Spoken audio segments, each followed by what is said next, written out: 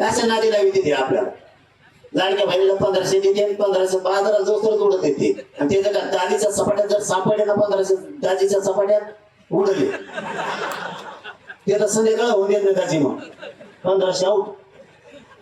ही किंमत आहे का आपल्या लेकरा बाळाची? आपल्या लेकरा बाळाला लेकी बाळीला आयुष्याचा द्या.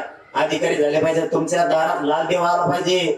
पोरीकडे नाही तर पोराकडे सुखाचा दिवस त्या दिवशी. 50-60 वर्ष टेन्शनच नाही. एकदा नोकरीला अधिकारी झालाय असं घ्यायचं. आपण थोडं थोडं मागून आपलीही किंमत कमी करू नका. आपल्याही लेकरा बाळाचं जीवन डावावरती लावू नका. त्याचं भविष्य घडलं पाहिजे. पोरं पोरी नोकऱ्याला लागले पाहिजे. उच्च शिक्षण त्यांनी घेतले पाहिजे. आता पोरीला मोफत शिक्षण करून घेतलंय आपण. फक्त मराठ्यांसाठी देत होत्या. तुम्हाला माहित नसेल तर सांगतो.